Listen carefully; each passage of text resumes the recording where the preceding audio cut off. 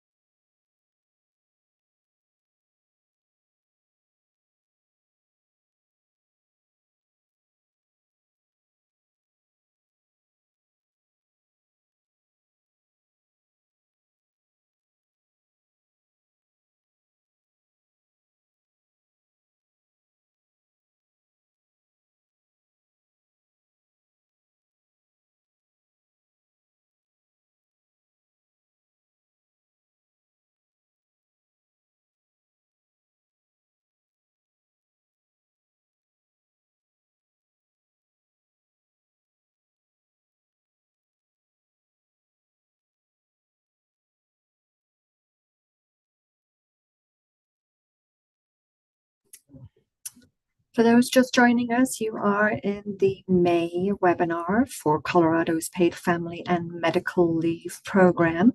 Today, we're going to be focused on the Human Resources Dashboard, and we will go ahead and get started in about one more minute, right at 11 o'clock.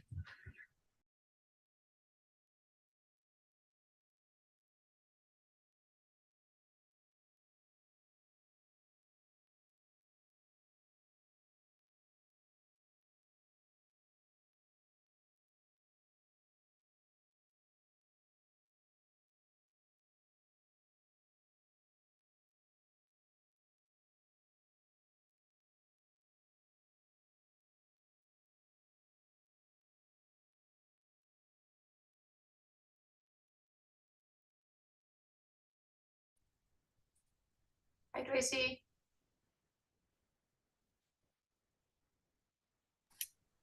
Good morning, Talat. Thank you for joining us. All right, so we are now at 11 o'clock. So I do want to make sure I welcome everyone. I'm seeing close to 300 participants right now, but I'm sure there's many more of you out there on our YouTube channel. So my name is Tracy Marshall. I have the honor of serving as the Division Director for Colorado's Paid Family and Medical Leave Program. Today, I'm joined by our Project Coordinator, AJ Myers, and also several members of the FAMLI team. We're all going to be on hand to answer any questions you may have, and we're also going to be doing a demonstration of our Human Resources Dashboard, which was our most recent tool that was launched for our employer communities and human resources practitioners. So this presentation will be available on family.colorado.gov shortly following the webinar, and we'll also share it with everyone who registered with us. We're streaming live on YouTube right now, and if you're watching us from our YouTube, please make sure that you ask any questions in the comments section.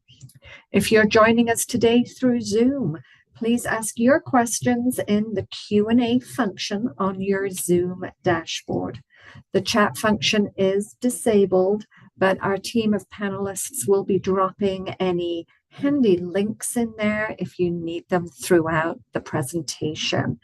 We do have a large audience watching today, so it's quite possible we won't get to every question, but we will certainly get to as many as we're able to, and we'll be moderating those from both the Zoom and the YouTube channels.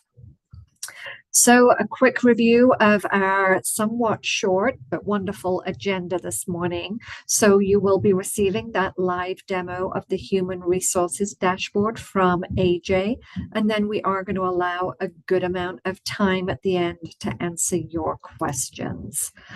So we're going to get to dive right in here pretty quickly. Before I hand you over to AJ, I do want to make sure I say how proud we are to have the nation's first one-stop shop for employers who manage employees in a state with paid family and medical leave. We do have a user guide and a how-to video on our website to help everyone get used to this new technology. The dashboard enhances the management and visibility of employee family benefit claims for your organization.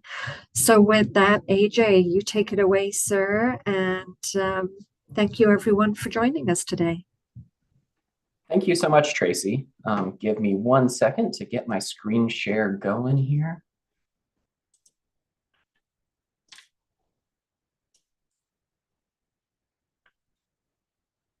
All right, let me rearrange everything. Okay, so this is your first look at the HR dashboard. I am logged in as someone who has HR benefits access to Gracie Design. And for the purpose of this demo, I am logged in as someone who only has HR dashboard access. If you are someone who has HR dashboard access and also manages premiums and wages for your company, you will see all of your normal tabs up here along the top, along with this claims dashboard. So I just wanted to start off with that caveat. This person is just an HR dashboard user, but it's available. You can be both at the same time. So when you land on the claims dashboard page, you will see this table with a list of all of your accounts. In this case, this person just has one account that they're an HR manager for or user for. But if you have more, they'll all be listed here. If you have a lot, you might have to click through the table a couple of times or search for a specific account, but that's not necessary for this user. So let's go see, well, to see the claims, you're going to have to click on the account name, in this case, Gracie Design. The first time you attempt to access claims for an account, you will be met with this attestation. I'm not going to read this whole thing for y'all, but basically it just says that you are an authorized representative of the employer and you have access and are authorized to see these claims.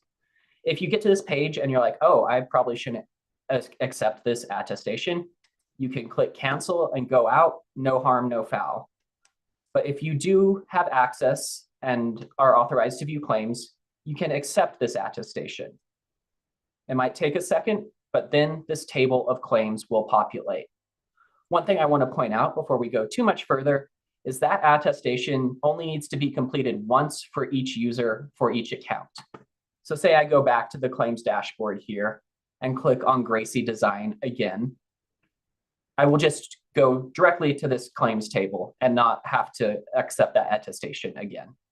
And if you log out and log back in, that's the same thing. It's just once per account per user. All right, so this is the exciting part here, the list of claims. First thing I want to point out is we have 6 columns here that are all sortable. So first name, last name, SSN, ITIN, leave start date, and claim status can all be sorted ascending and descending.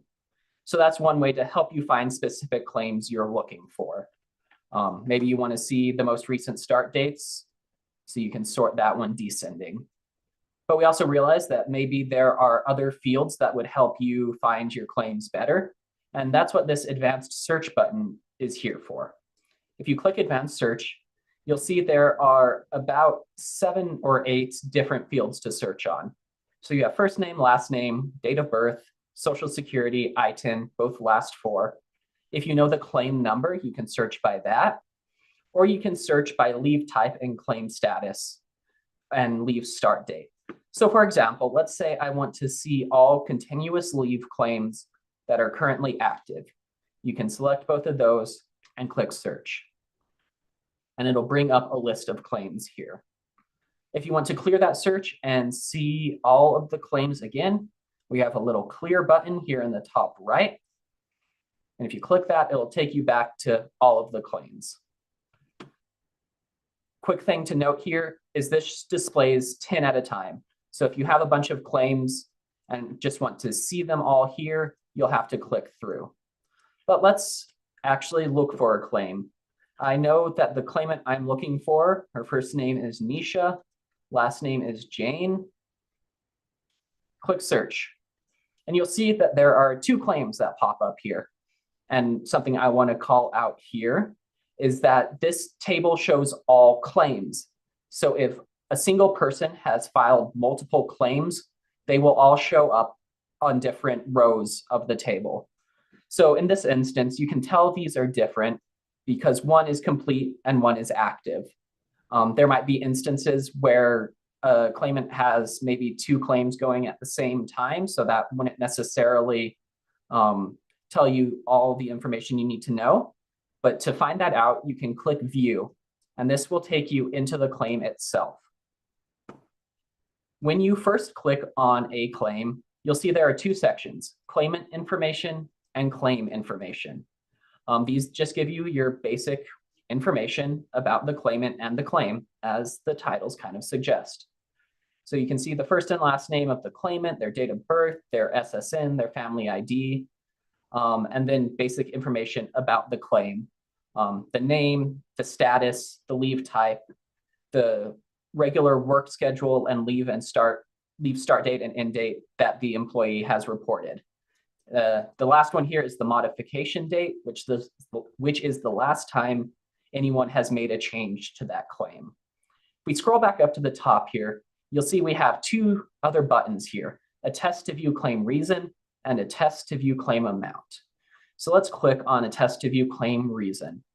It'll bring up an attestation that's similar to the one you saw earlier, basically that you have to attest that you have the authority to view the claim reason for this claim. If you don't, you can click cancel and nothing will happen. But if you accept, you'll scroll down here. You'll see the button up here has disappeared and a section down here has been populated for claim reason. In this instance, you can see that Nisha has care leave for a sibling. If this were an own serious health condition, this relationship field would be blank. If it were an exigency claim, the exigency claimant relationship would be populated, but the care claimant relationship would be blank. So that kind of all changes based on the claim type. And then the experience is very similar for the claim amount. If you accept it and scroll down, you'll see the claim amount section with the average weekly wage and weekly wage replacement amount are both populated at the bottom of the page. Similar to the attestation we saw earlier, you only have to complete that once for each claim for both reason and amount. So let's say I go back out, I go to some other claims, but I want to bring Nisha back up again and see her claim. If I click back in, I will not see those buttons and I will see both of those sections. Hey, However, AJ, this yes, is Tracy. I apologize for interrupting you. Are you able to make the view on your screen any larger? I definitely can. Thank you, Tracy. Thank you so much. Appreciate that. Sorry for the interruption. No worries. Yeah, and I'll just click on any claim here and show you that even though I attested to that one specific claim for Nisha, I still have to attest for other claims. And I will scroll down here. Let me accept both of those for you guys and show you this page when it's a little bit more zoomed in and maybe you can read it a little bit better. So you have the claimant information section, claim information, claim reason, and claim amount. Those bottom two only populate once you've attested to view them. All right, and that is the basics of claims, but there's one more thing I want to show you. So we have two different user types for the HR benefits dashboard. We have administrators and we have viewers. I'm currently logged in as an administrator, and the way you can tell that is I have this button to manage users. The only difference between those two user types is that administrators can add, remove, and edit users, while viewers can simply view these claims. So the only difference they'll see is that they just won't have this button here to manage users. But let's go in and see what the manage users page looks like. You can see here that I have two current HR benefits users. You can tell from their permission level that they are both administrators. And yeah, that is what they are here. But say we have a new person joining our team and we want to give them access to the dashboard. We can click Add User up here. And this will give us the ability to add an additional user. One thing I want to call out is we have a limit of 2 HR administrators and 6 HR viewers for each account. So let's say I'm adding my new employee.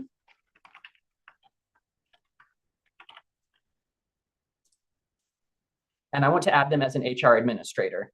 As you saw before, we already have 2 on the account. So I'm going to get blocked from adding him as an HR administrator. I can add him, however, as an HR viewer, and we're all good. The second section here is to differentiate between whether this person is someone who works at this company or someone who works for a third party but manages absence and leave for your company. In this case, I'm just going to select Benefits Contact at Employer and click Save. So you'll see here that this new person is now listed as an HR benefits user. And let me find an email for you. Once you add someone as a user, they will receive this email that essentially tells them they have been granted HR benefits access for Gracie Design or whatever your company is. And if they have an account, they can just log in and we'll see the claims dashboard. If they don't already have a My Family Plus employer account, they'll have to create a new one. All right, so let's see one more thing here. You'll notice the edit button here.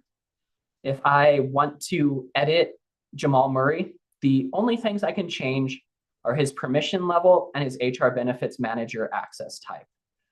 The first name, last name, and email address cannot be edited. So if you get something wrong here, you'll just have to remove the user and add them again. And I still can't change him to an administrator because there are 2 on the account, but I could change to an absence and leave management company and click Save. And now that, let's fast forward a few months and say Jamal is no longer working for us. So we can go ahead and remove his access. Once we click confirm, you'll see that he's no longer showing up in this table. And he will also receive an email that looks pretty similar to the first one that says HR benefits access removed for Gracie Design to let him know that he no longer has HR benefits access to that account. And that is the gist of the HR benefits dashboard. I will throw it back over to Kristen, I believe, for Q&As.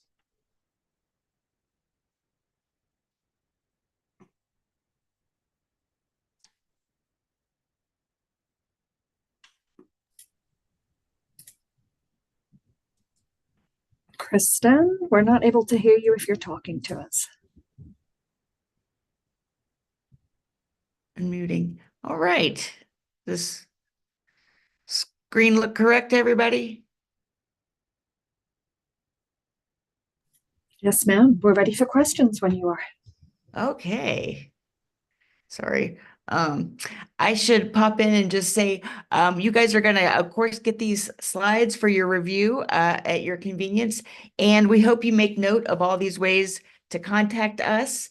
We'd love to hear from you. You can email or call us at that contact info if you want individualized assistance. And now I'm going to try to so we got a lot of excellent questions coming in, you guys, about this dashboard. Just to kind of go back a little bit, AJ, if you could tell us, to back up a little bit, where on the family page do you start the dashboard? This is on my family plus employer. That is correct. Okay. And is it a, can you tell, it's a, you just see it on the home screen there? Yeah, once you log into My Family Plus Employer, if you have HR benefits access, it will show up as one of the tabs at the top. Let Cool. me Cool. set something else up here super quickly, and I'll share my screen again.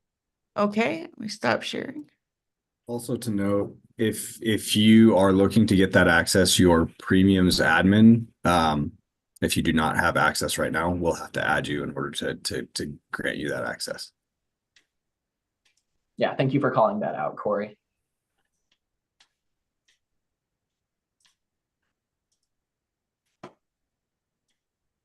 All right, sorry, I'm rearranging everything, but I will share my screen again. So when I first went through this demo, I mentioned that this was a user who only had HR benefits access. I've changed them to have access to our normal premiums dashboard in My Family Plus Employer. This is the page that might look more familiar to everyone. And you'll see from here that the claims dashboard has just been added as a tab at the top of the page. And AJ, we're actually getting quite a few questions about where can we add users. Can you show them the manage accounts page and where that would be done? Absolutely, that's a good question. All right, so let me change this one more time to simulate someone who does not have HR benefits dashboard access.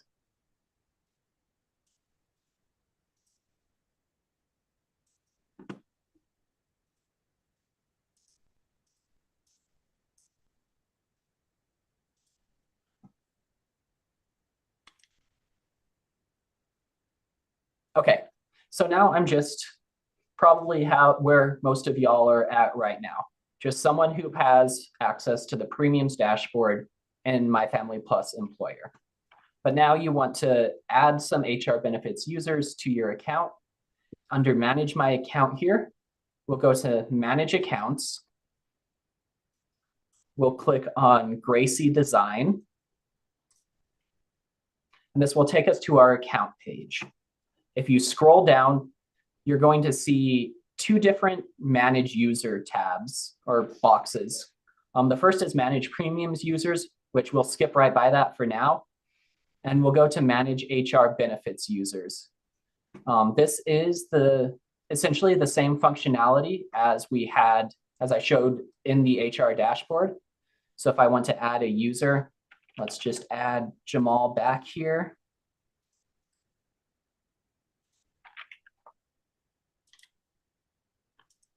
Because he's going to be the one who now manages HR or claims for our company, but I don't need to have that access necessarily. So I'll click Save. And if you scroll down here, you'll see that Jamal has now been added as a user, as an HR benefits user to this account. So when he logs in, he will see the claims dashboard up in the top tabs there and be able to access it.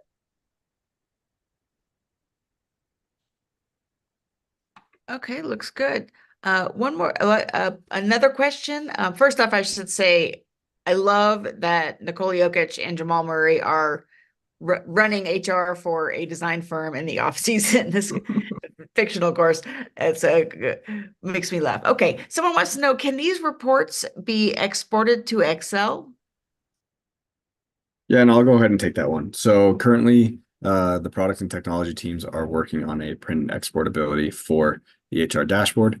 It is not live yet. We did start with a minimum viable product, but we'll be continuing to work on this as we move forward. So that is one of the next things on our docket.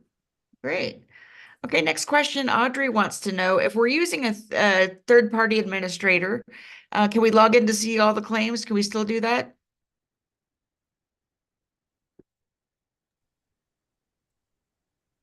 if you are granted access by the employer admin, you will be able to see that the claims available granted by that employer.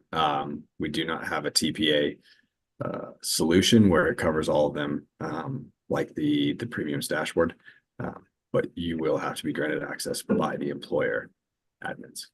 Makes sense. Cool. All right, we have a question here from YouTube, and some folks are kind of asking if you guys could talk a little bit. Jasmine wants to know, could just talk a little bit about what this HR dash looks like for intermittent leave. How do they see when it's been taken and approved? Can you talk a little bit about the dashboard for intermittent claims?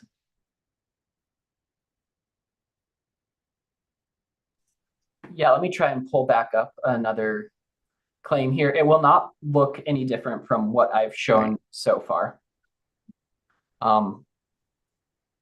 Give me a second to add myself back as an HR benefits user.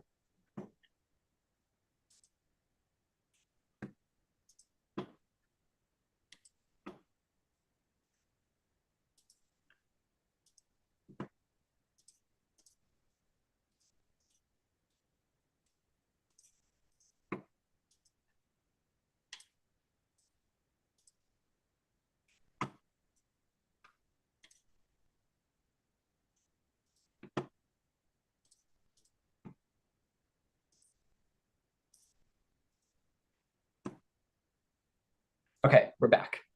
I will accept this app.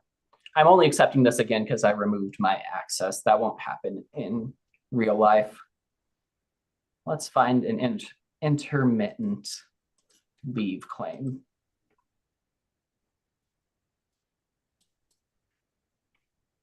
This is an active intermittent leave claim.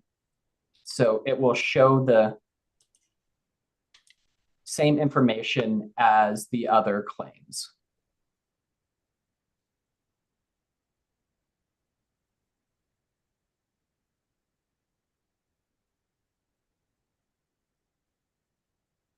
Hopefully that answers the question. Cool. Cool. Another question, if you guys can hear me. People want to know, is this going to be able to show employers the remaining benefit amount? They say that if you have like employees, could you see on the dashboard how much? It shows how much remaining time. Does it show how much, right? Does it show how much remaining benefit amount? That is not something we show. I might throw this over to Josh to speak to a little bit more. Sure, I can try to help that. So this dashboard is just a high overarching glance at the claims and what's approved, what's not, and kind of a general claim status. You can request more info, such as the average weekly wage, reason for leave. Currently, it does not provide you with updated information on all the claims, such as the reporting time for intermittent leave. All that is done separately through our benefit system. And right now, all that is going through, our reports and notices that are sent out. We hope to hopefully integrate that into this dashboard in the future. But again, as Corey and Aldous mentioned, this just went live and we will be making it better, for months and years to come. But right now, specifics on, reported time, things like that, we require you or urge you to look at the notices. Back to benefit amount. It's currently not on our docket to provide that to you all because claimants have possibly multiple employers, things like that impacts their total benefit amount. So when they get approved for a claim weekly as it pays out, if they have a benefit amount in their bank, they get paid.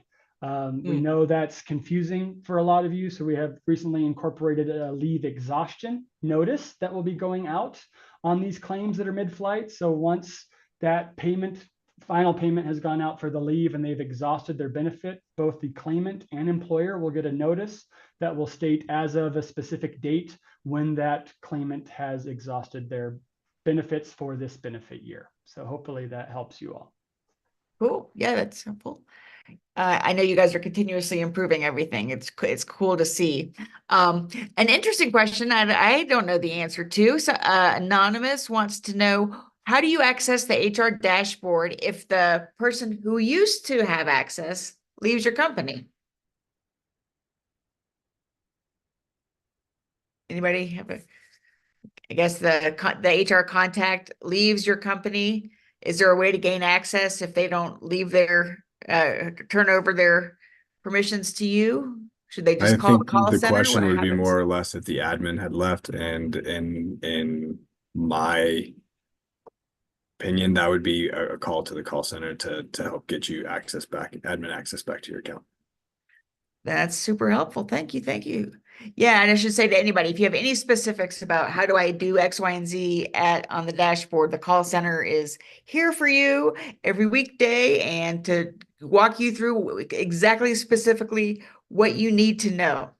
Kind of a bigger picture about question about leave and what employers should do. This comes from YouTube.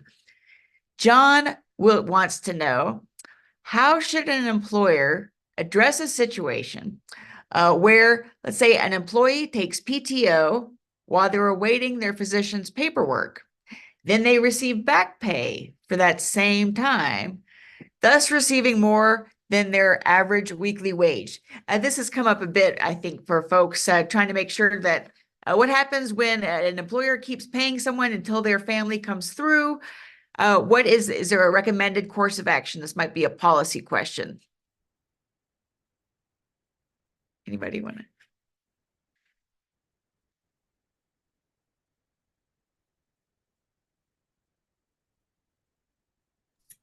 I'm wondering if maybe David could Yeah, take David, that one. So David, we're going to have you on deck to answer this one. But Kristen, could you please restate the question? 'Cause I Sure. know Okay. been- Basically, an employee has a health event. They they are waiting for physician paperwork for their family claim.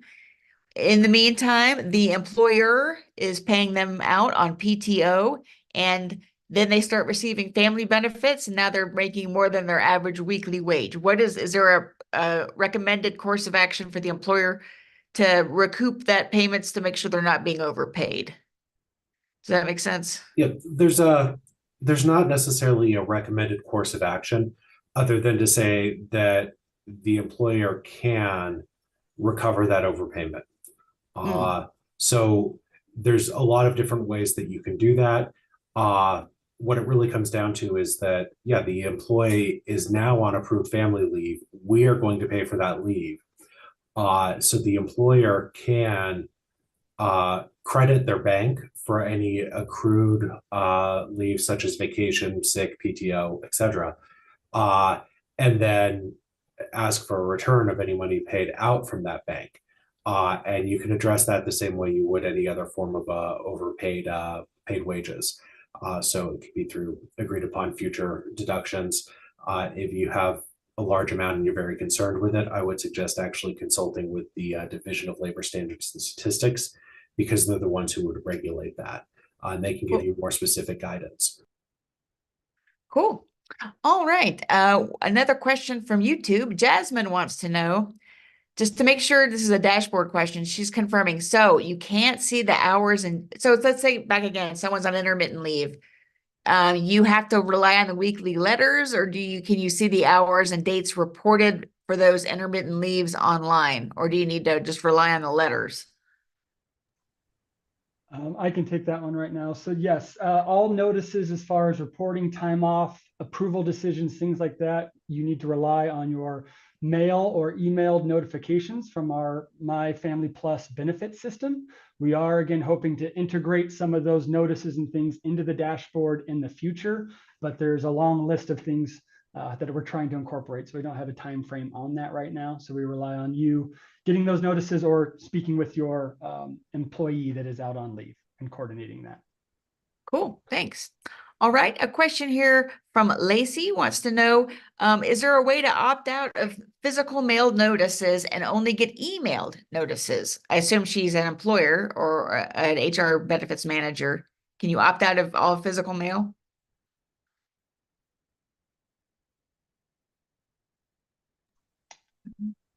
I'll try a stab at this. If I miss speaking, somebody speak in. I don't believe right now there is a way to do that until we can fully incorporate those notices either in the dashboard or not, because we as a division have to ensure that you are notified, and just by email, we can't confirm that.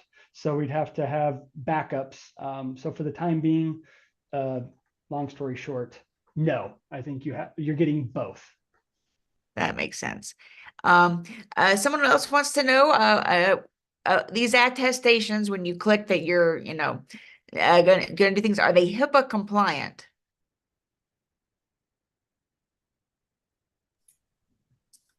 That would go to David and team.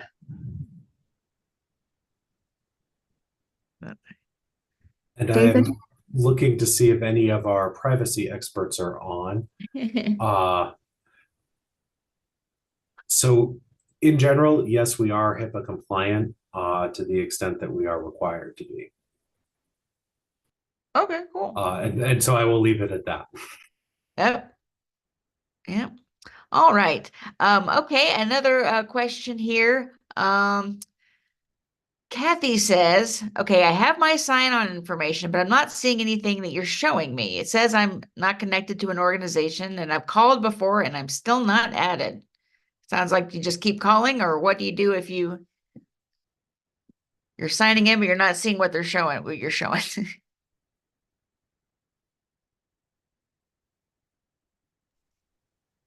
I can take a stab at this one quickly.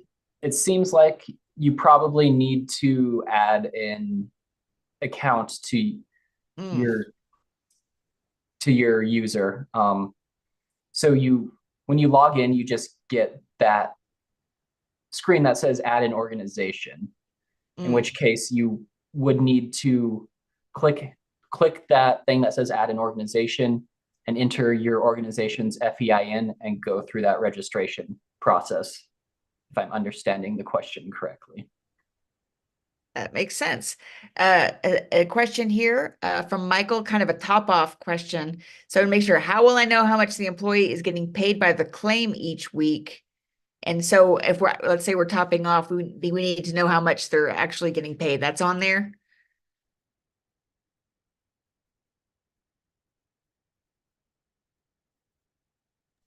I might ask Josh to confirm this, but that average weekly wage that you see on the claim, or sorry, not the wage replacement amount that you see on the claim, is what they are getting paid.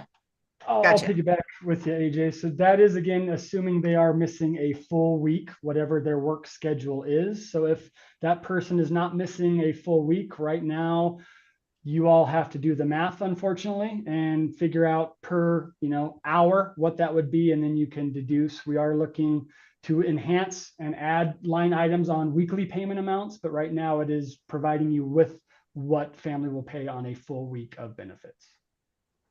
Interesting. Awesome. Thanks for that.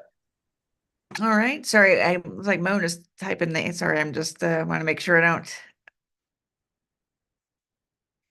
Double question. Is there a way to, so Faye wants to know, can an employer request the reported hours?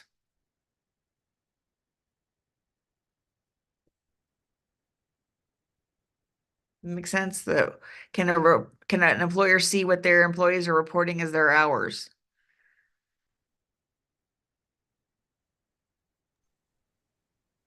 This is Josh. I'll take a stab at that one as well. So I don't know which hours you're referring to. Again, on the claim you open up, it will show you what they've told us their work schedule is, meaning how many hours per week.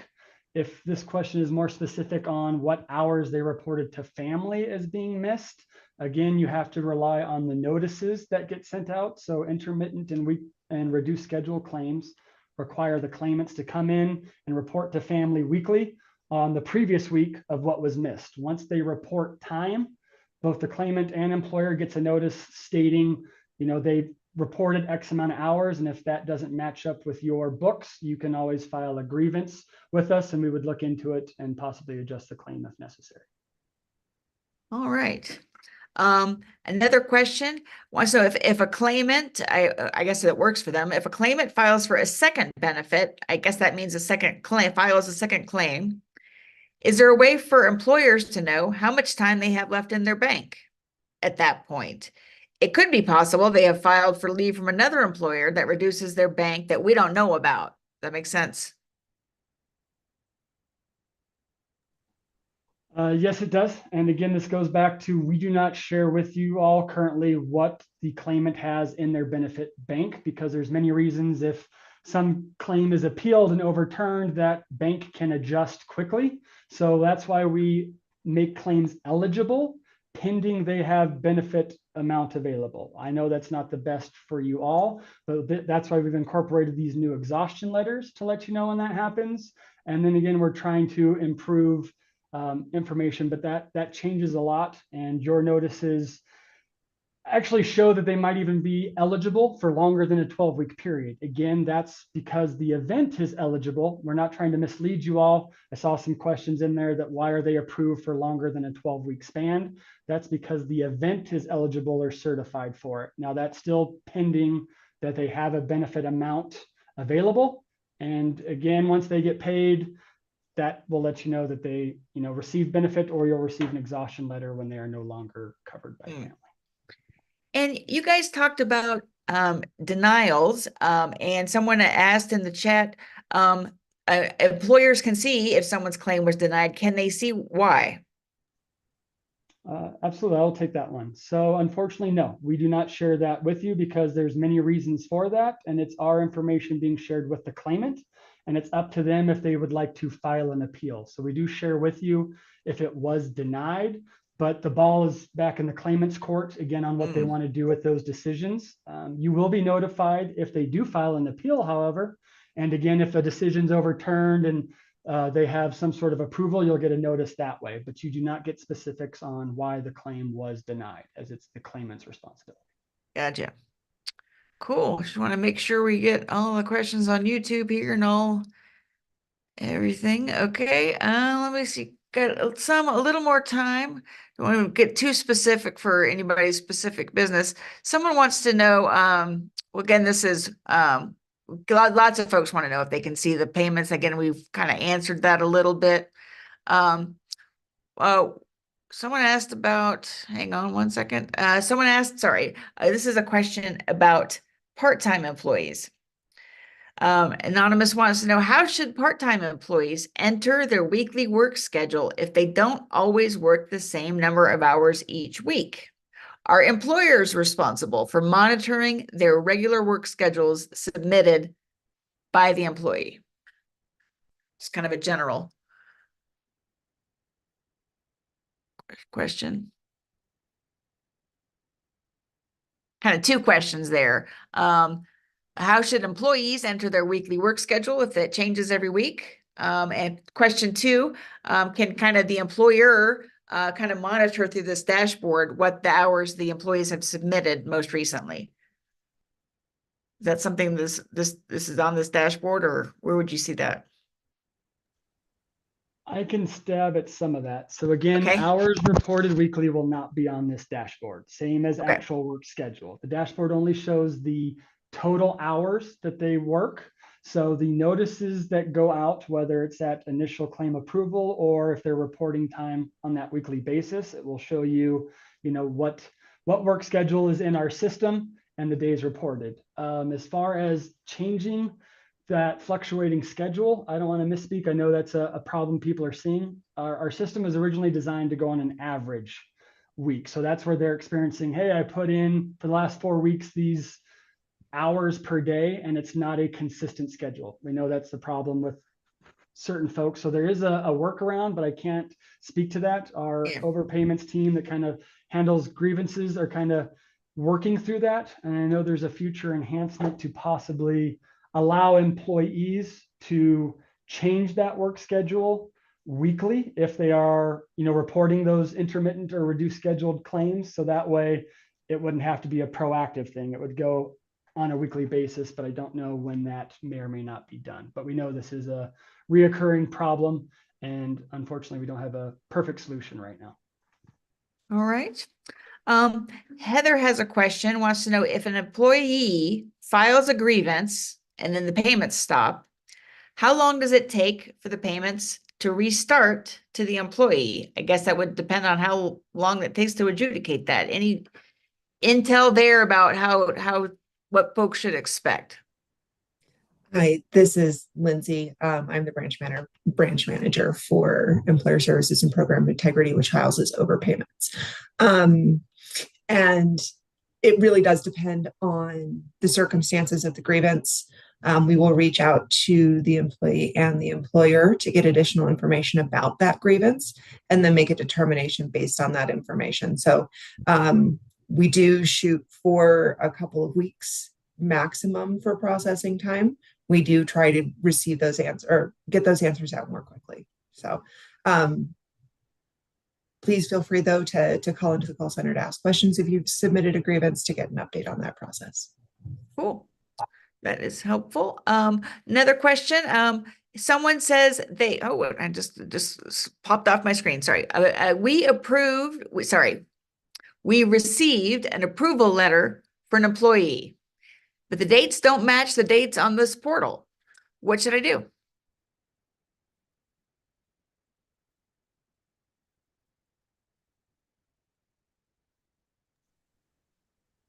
I will try that one as well. So yes, we are aware of that. The portal is currently pulling over the claim, leave, and start dates that the claimant filed for. And in some cases, that does not match exactly what they are approved for or eligible for. So we're working to update that data to actually reflect the approved / eligible dates. And that's in the process. And I don't want to misspeak and give a time frame, but go off of your actual notices you've received is the best answer I can give you, because that will tell you exactly the dates they were approved. And if the claimant modified their leave and maybe returned to work early or something, our system should generate you a new eligibility letter that would reflect that end date being different from what they originally filed or were approved for. All right. Kind of a big picture question here from Brandy. Brandy wants to know if you're an employer and you have an employee and it comes up as that they're pending ID verification or pending information. This employer wants to know, is there anything that the employer needs to do on their end to make sure that the employee has everything they need, or is there anything the employer should be doing in those cases? I'll gladly take that one again. Unfortunately, there's nothing the employer can do. I know you all are trying to help your claimants or employees to get filed, but this is, again, something personally with their information. Maybe something didn't check out as far as the ID verification. Information they provided us might be insufficient or questionable, so we make them go through various stages of ID verification / proofing. So they have to provide us with documents, maybe get something notarized by a notary saying that they are who they say they are. So once that gets processed, then the rest of the claim can be looked at. But if they do not pass ID proofing, that claim is kind of dead in the water, for lack of a better word. As far as information processing and pending, same thing applies. We're in communication with the claimant. They've been given some sort of notice or information from our portal or paper notices saying we need certain other information or something like that, and we're waiting for them to return it to us. So if they never return it to us, they're liable, and that claim is not properly filed until we get all that documentation. It's interesting. All right, thanks. All right, and this next question actually is one I can answer. Someone wants to know, can we get all these questions and responses in a PDF so we can look at them again? Just want to remind everybody, this webinar is going to be live on our events page. If you want to, again, like relive all the magic, it's all going to be here for you. You're all going to get all this stuff emailed to you, and you will also be able to watch the whole thing and go through it again and see about the Joker and Jamal Murray's printing company and how to use that for anyway, at your convenience. Okay. Next question. Sorry, make sure a lot of these are super specific. I know we're getting up to time here. Anonymous wants to know, why does the intermittent leave claim on the dashboard not show the amount of time they are able to be out? Does that make sense? Yes, it does. You kind of addressed this a few other times. So again, the dashboard does not give you the leave notices, parameters, things like that. This dashboard is just showing you the type of leave, leave dates, and kind of a status of it. The reported time or parameters on that leave should be on your mailed or emailed leave notices to the employer. I know there is a discrepancy. If it's a care of family claim, the parameters, if you will, what they're approved for is not reflected on the notices, and that's on our backlog. But for own serious health condition claim, you will see all that on what they're allowed to miss, so you could use that to track similar to FMLA. All right, another FMLA question. Again, there are lots of questions about intermittent leave and FMLA. Anonymous wants to know, so let's say if family runs concurrently with FMLA, do we use the decision from FMLA on intermittent leave for family? A family decision just says intermittent approved with no direction. Is something anybody can speak to? Josh, I don't know if you can take this. What if family runs concurrently with FMLA? Do we use the decision from FMLA on intermittent leave for family? Yeah, I'll gladly take that one. So just so you all know, if FMLA approval does not mean they were approved for family or vice versa. So those are independent decisions, and family does not accept FMLA paperwork because there's different requirements, different relationships, and things like that. But back to parameters, again, my previous answer might address this, that if it's a individual's own health condition claim, you should be seeing what that parameter is. But if it's a care for family, right now we're not providing that, but the claimant should be able to share that with you. So you all should be working with your employees, as this is a partnership, and they're required to be sharing information. They don't have to give details, but they should be telling you what's approved, things like that, because their approval notices does have that information on it. All right. Anonymous wants to know, what happens if an employee is receiving family benefits, but they're not appearing on our claims dashboard?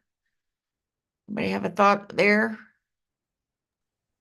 Ooh, I can definitely take that one. So, all right, Josh. Yeah. Just so you all know, there is an option when they're filing a claim that if our employer records and things don't pull over in the system, they can manually enter an employer. Or if for some reason they're searching for you and they don't think they have the right employer, they manually type it in. And right now with that process, one, they can also manually put in their supervisor, and the notices are going to that person. We're working on a way to review those manually entered claims, but long story short, please follow up with your employees and make sure they are selecting the proper employer when they're filing a claim, meaning they have the right FEIN, the right employer address. So if they don't select you from our system that has you listed as the employer and to get notices, that's what's happening, is they're manually putting in Starbucks instead of Starbucks LLC and typing in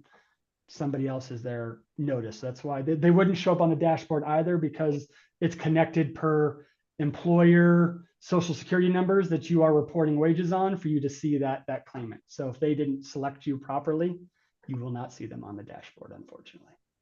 That makes a lot of sense. All right, a question, kind of coordination of benefit question here. Anonymous wants to know, how does family and workers' comp work together? I know an employee can't receive the family wage benefit on workers' comp, but do we still run the protected leave entitlement concurrently while on workers' comp? You could take that. I can jump in and start with that, and then Okay. I'll leave it open if somebody else wants to provide a little bit more information. So the job protection under family, well, let's start with, yes, you cannot receive family benefits and workers' comp at the same time for the same condition. So barring some unusual circumstances, most people aren't going to be accessing both of those benefit programs at the same time. It's one or the other. If it's a work-related injury, it should be handled under workers' comp. If it's a non-work-related injury, they may be eligible for family. The job protection under the Family Act applies when somebody is on family leave. So that would not necessarily apply to somebody who has suffered a work-related injury. I want to add a caveat there, though, that just because they may not have family job protection doesn't mean they have they don't have job protection. It's not explicitly stated in the Colorado Workers' Compensation Act, but there is a strong public policy in favor of protecting jobs of individuals who have suffered work-related injuries. They also may be covered under FMLA, HIFWA, and a host of other acronyms that I'm not recalling at the moment that would address their job. Now, with that, one thing I really want to note here is that we have job protection under the FAMLI Act, which says that if somebody meets those requirements, that is, they've been employed by 180 days, that employer, they're entitled to return to their job after the leave. But we also have protections on retaliation and interference. And those apply even when somebody's not on leave or if they don't have that job protection. So you can't necessarily terminate somebody if they don't have that job protection, if they might be taking family leave. And somebody could be taking family leave after the conclusion of a workers' compensation claim. And so there may still be some legal protections for them outside of that specific requirement that's going to tell you that they have to be returned to their job at the end of their family leave. So the TLDR, the short executive summary here is, yeah, the job protection does not apply unless somebody is on family leave, but you do want to be very careful that you're not running afoul of any other laws, rules, or regulations regarding that individual. That's a great answer. Thanks so much for getting that. And this is another one that I'm not sure actually if this is a good question for David or Josh. What somebody else on the webinar, Anonymous, wants to know. Okay, if someone, okay, you win, Josh. Okay, an employee is using family and they were approved for intermittent leave. Can the employer require or ask them to provide, what can we ask for their healthcare provider? Can we ask them basically for doctor appointment dates? Oh, thank you, David, first off. And to me, I would say I don't think you can, but that gets into HIPAA and all that, FAMLI is not going to speak on, but that's why we don't provide you all with medical condition reasons, stuff like that. You to confirm that they are actually missing work, that might fall under something else, and maybe a doctor's note saying they were in an appointment, but family doesn't require that. We get medical certification stating that there is a medical necessity, and if there's some sort of parameter for them to miss work, we review that and approve it. So if they are approved on family, in theory, we've gotten enough information to establish that there is a medical need. Now, the documentation for continued care and support is not required by family. That's more of a short-term disability type situation. We've just established that there is a serious health condition.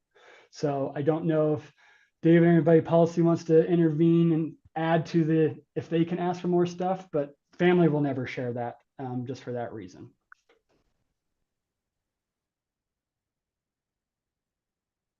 All right. Another question. I know we're just about to wind up here. And again, there's so many great questions here. Please, if we don't get to you, you pick up that phone and call the call center and someone will give you individual assistance and make sure they get you all sorted.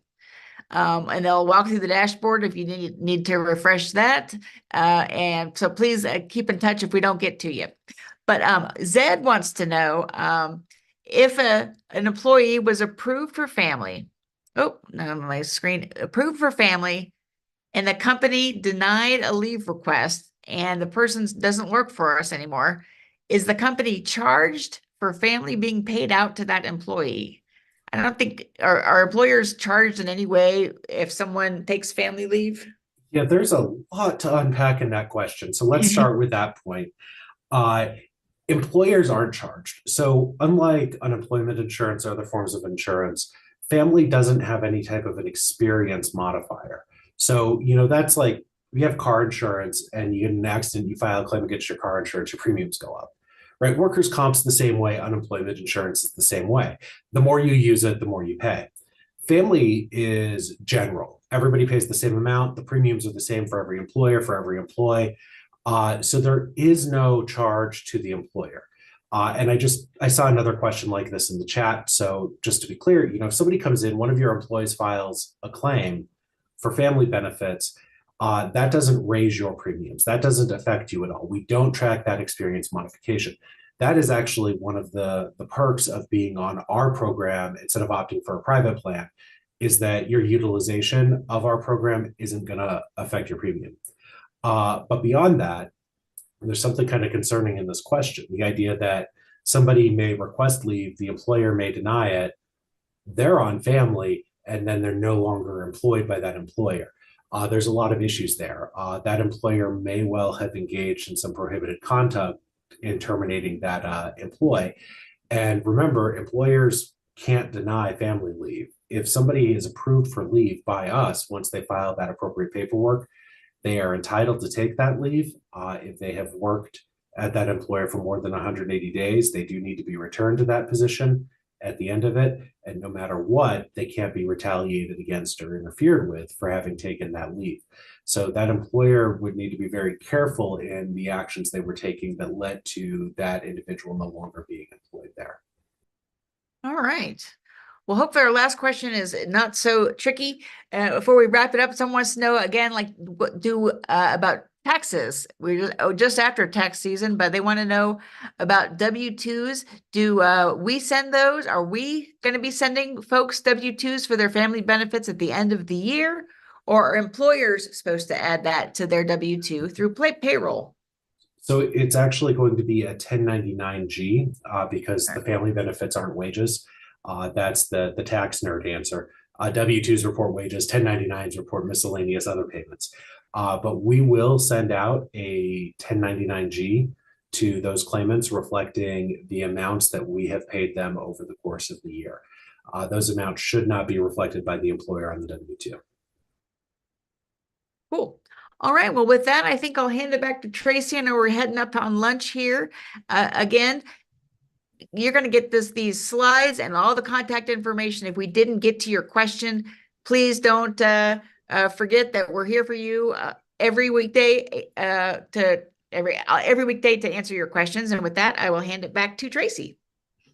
Thank you so much, Kristen, and thank you to everybody. AJ, great job with the demo. So appreciate everyone's time and an interest in this program and in the new system. We look forward to presenting to you again soon. Take care, everyone, and again, thanks for your time. Bye-bye.